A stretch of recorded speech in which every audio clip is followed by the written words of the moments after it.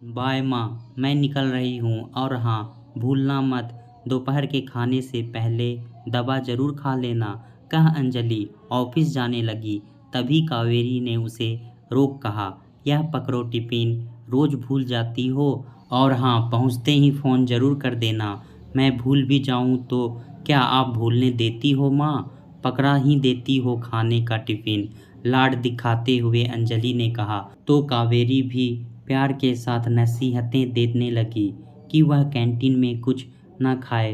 हाँ हाँ, नहीं खाऊंगी मेरी माँ, वैसे याद है ना, शाम को 5 बजे आप तैयार रहना, मैं जल्दी आने की कोशिश करूंगी।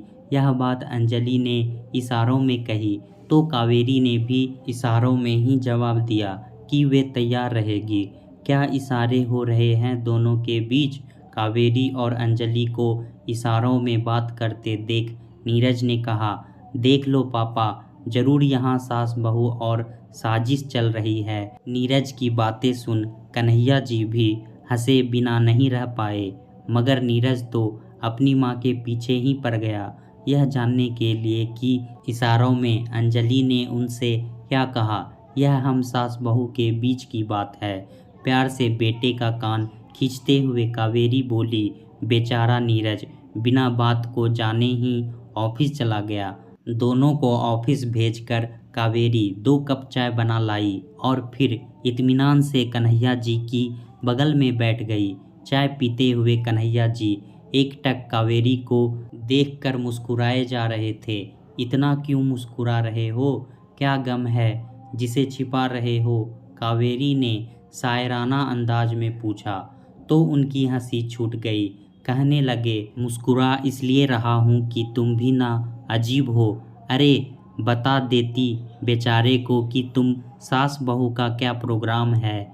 लेकिन जो भी हो, तुम सास बहू की बॉन्डिंग देखकर मन को बड़ा सुकून मिलता है, वरना तो मेरा सास बहू के झगड़े सुन सुनकर दिमाग घूम जाता है। हाल ही में मैंने अखबार में एक खबर पढ़ी जिसमें लिखा था, सास से तंग आकर एक बहू 12वीं मंजिल से कूद गई और जानती हो, पहले उसने अपने 2.5 साल के बेटे को फेंका और फिर खुद कूद गई, जिससे दोनों की मौत हो गई। सच कह रहा हूँ कावेरी, यह पढ़कर मेरा तो दिल बैठ गया था। कन्हैया जी की बातें सुनकर कावेरी का भी दिल दहल गया। सोचा जरा उस इंसान पर क्या बीतती होगी जिसे ना तो माँ समझ पाती है और ना पत्नी। पीसता रहता है बेचारा माँ और पत्नी के बीच। सही कह रहे हैं आप। हमारे समाज में जब एक लड़की शादी के बाद अपना मायका छोड़कर जहाँ उसने लगभग अपनी आधी जिंदगी पूरे हक के साथ गुजारती होती है, ससुराल में कदम रखते ही उसके दिल में घबराहट सी होने लगती है कि यहाँ सब उसे दिल से तो अपनाएंगे ना, अपने परिवार का हिस्सा समझेंगे ना। ज़्यादातर घरों में यही होता है कि बहू को आए अभी कुछ दिन हुए नहीं कि जिम्मेदारी की टोकरी उसे पकड़ा दी जाती है। उसे यह तो समझा दिया जाता है कि सास ससुर के साथ साथ ननद देवर और नाते रिश्तेदारों को भी सम्मान देना होगा, लेकिन यह नहीं समझाया जाता है कि आज से यह घर उसका भी है और ससुराल में उसकी राय भी उतनी ही मान्य होगी जितनी घर के बाकी सदस्यों की। क्या एक बहू का यह अधिकार नहीं कि घर के हित के लिए जो भी फैसले लिए जाएं उनमें उसकी भी राय शामिल हो? क्यों सास को लगने लगता है कि बहू आते ही उससे उसके बेटे को छीन लेगी? अगर ऐसा ही है तो फिर ना करे वो अपने बेटे की शादी, रखे अपने आंचल में कहीं छिपाकर।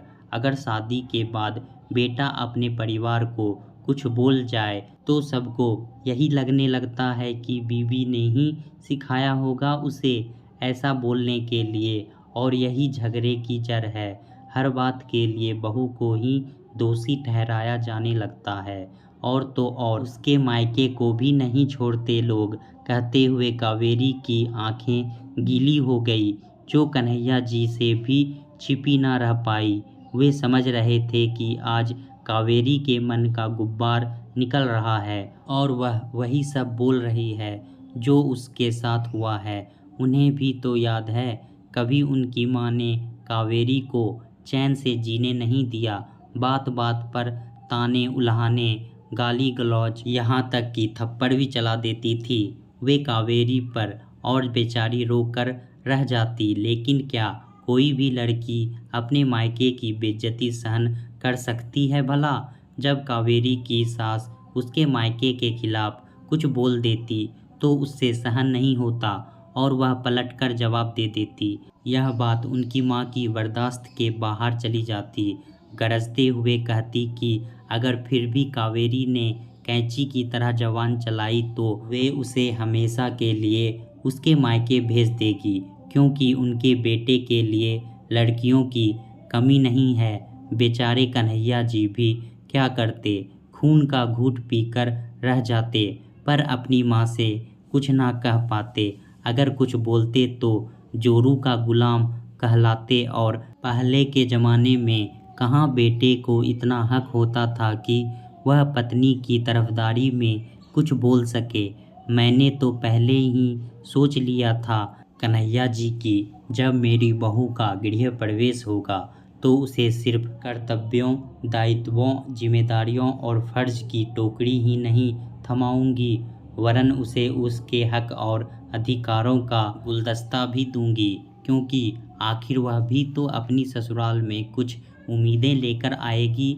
और अगर तुम्हारी बहू ही अच्छे विचारों वाली नहीं आती तब कैसे निभाती उससे? कन्हैया जी ने पूछा। अपने पति की बातों पर वे हंसी और फिर कहने लगी, मैंने यह भी सोचा था कि शायद मेरी बहू मेरे मन मुताबिक ना आए, लेकिन फिर भी मैं उससे निभाऊंगी, उसे इतना प्यार दूंगी कि वह भी मेरे रंग में रंग जाएगी। जानते हैं कन्हैया जी, अगर एक औरत चाहे तो फिर चाहे वह सास हो या बहू, अपने रिश्ते को बिगाड़ भी सकती है, और चाहे तो अपनी सूझबूझ से रिश्ते को कभी ना टूटने वाले पक्के धागे में फिरो कर भी रख सकती है। हर लड़की चाहती है कि वह एक अच्छी बहू बने, पर इसके लिए सास को भी तो अपनी जिम्मेदारी समझनी होगी ना। अगर घर के किसी फैसले में बहू की सहमति ना ले, उसे पराई समझे, तो वह हमें कितना अपना पाएगी? बोलिए। उफ, बातों बातों में समय का पता ही नहीं चला। घड़ी के तरफ देखते हुए कावेरी ने कहा, आज आपको दुकान पर नहीं जाना क्या? सोच रहा हूँ आज ना जाऊँ, वैसे भी लेट हो गया और मंदी के कारण वैसे भी ग्राहक कम ही आते हैं। कन्हैया जी ने कहा।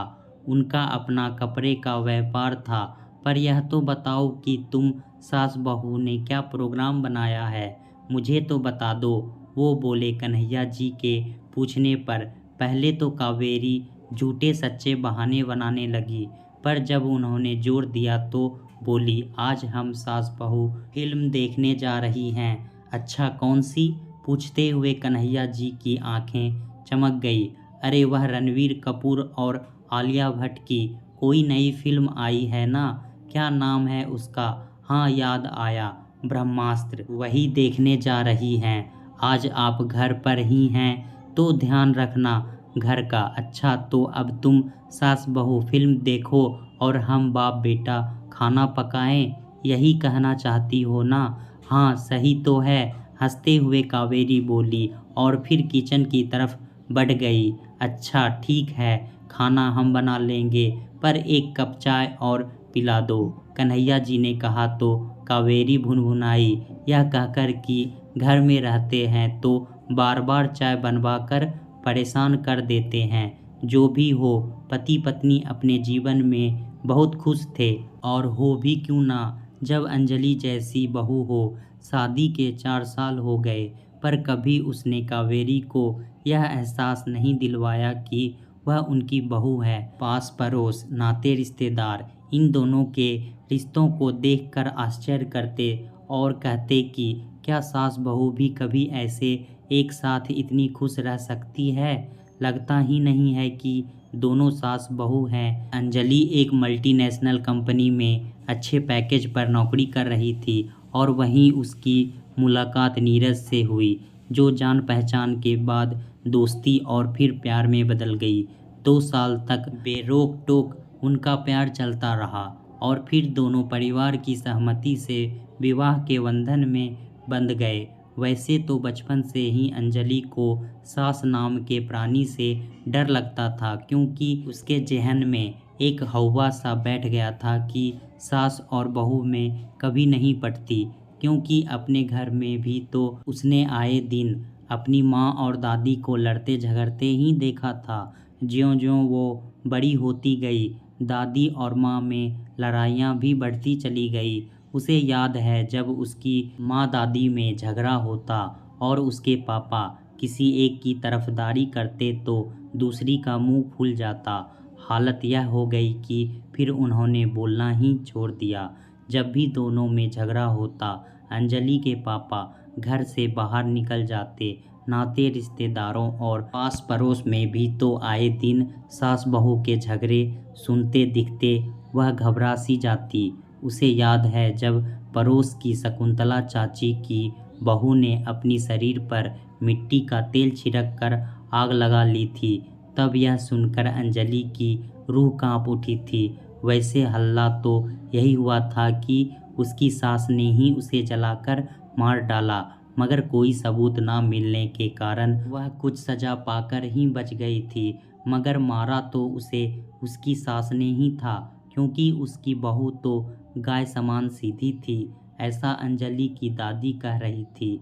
अंजलि की दादी भी किसी सांपनाथ से कम नहीं थी और माँ तो नागनाथ थी ही, क्योंकि दादी एक सुनाती तो माँ 1000 सुना डालती।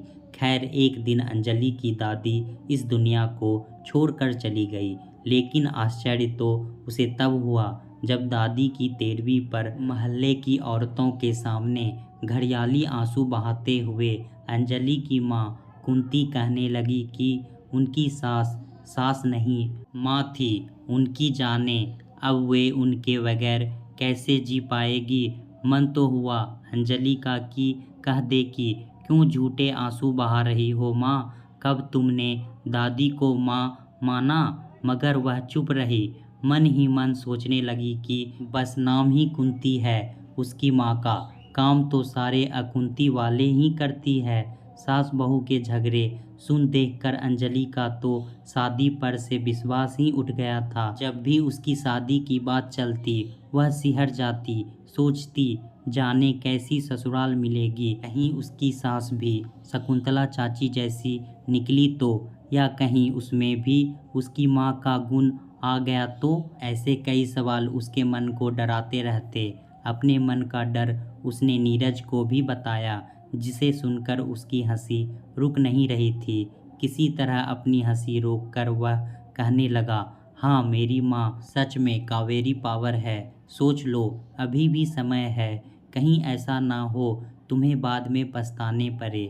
पागल, मेरी माँ पुराने जमाने की सास नहीं है, तुम्हें उनसे मिलने के बाद खुद ही पता चल जाएगा। नीरज की बातों ने उसका डर जरा कम तो कर दिया, पर पूरी तरह से खत्म नहीं हो पाया।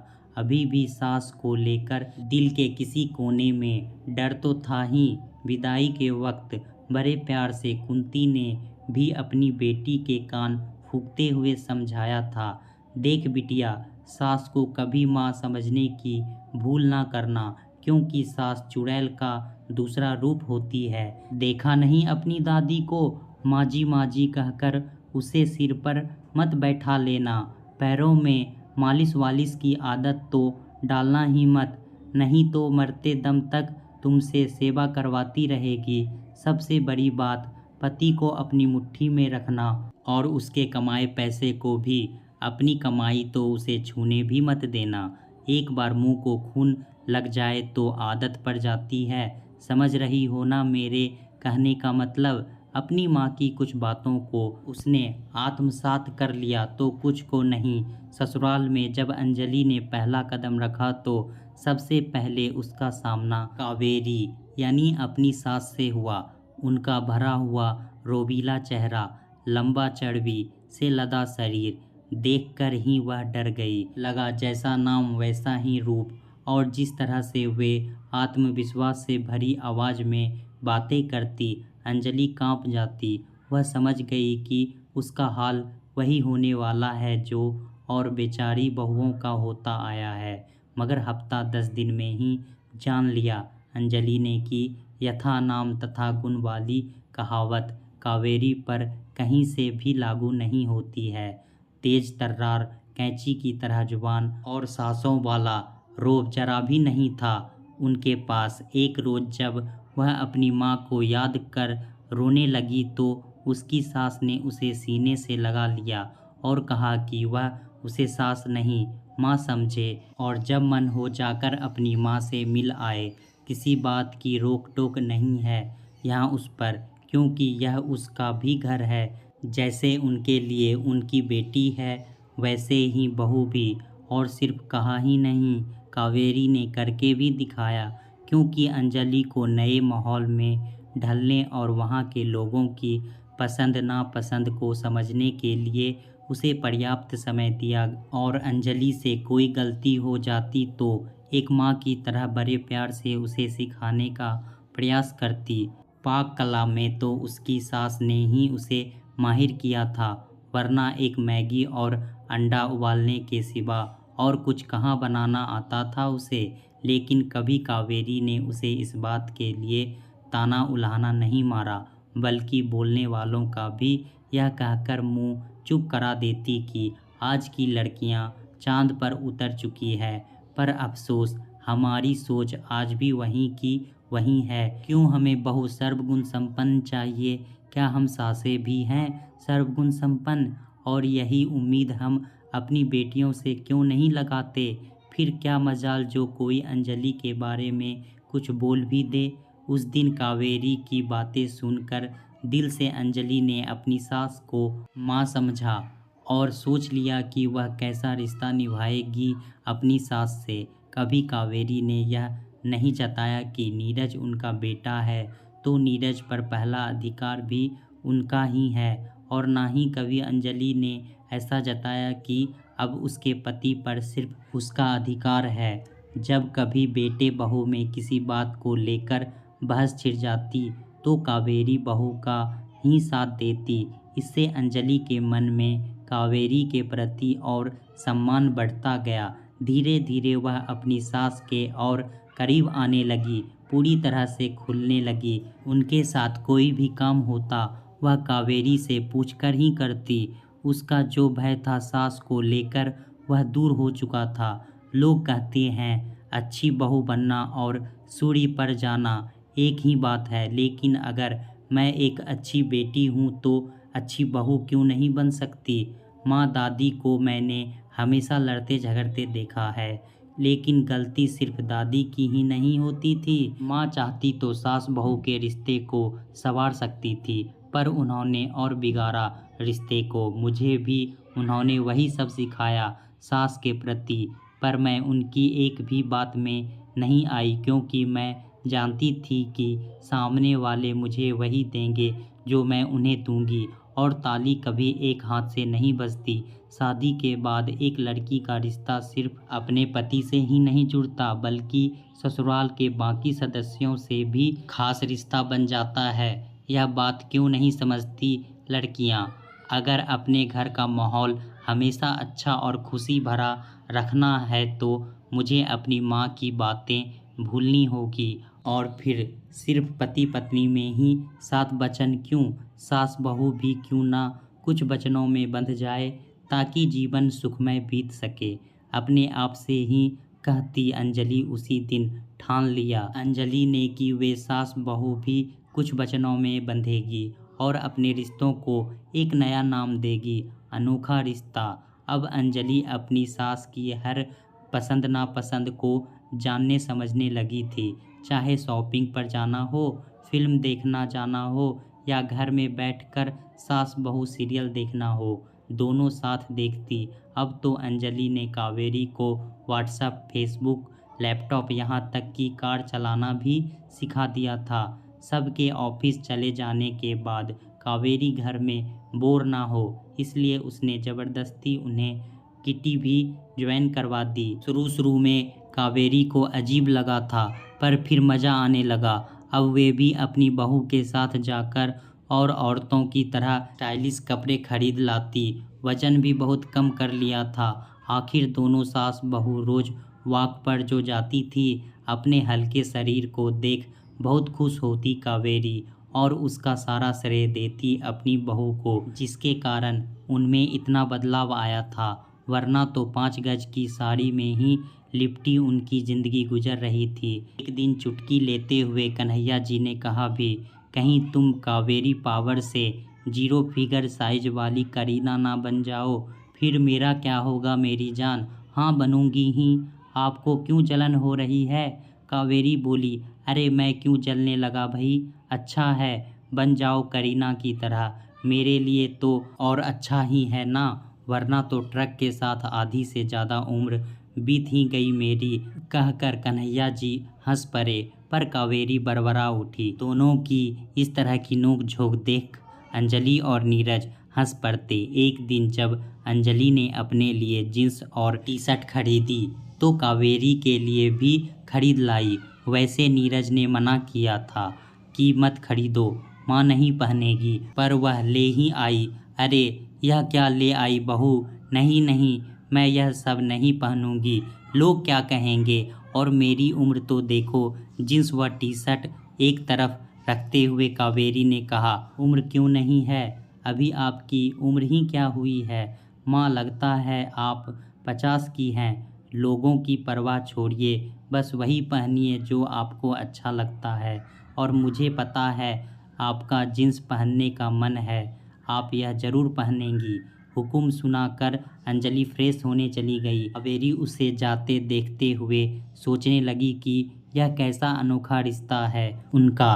दोस्तों, ऐसे तो सास बहू की कभी नहीं बनती। अगर सास बहू की आपस में बनने लगती है तो इसकी चर्चा होती ही है, और यह आश्चर्य भी होता है कि सास बहू आपस में इतने प्रेम भाव से कैसे रह सकती है। यह तो आपसी समझ की बात होती है कि हम अपने रिश्ते को कैसा बनाना चाहते हैं। दोस्तों, कहानी कैसा लगा हमें कमेंट में ज़रूर बताएं। इसी तरह की पारिवारिक कहानी सुनने के लिए हमारे चैनल को सब्सक्राइब करना ना भूलें। धन्यवाद।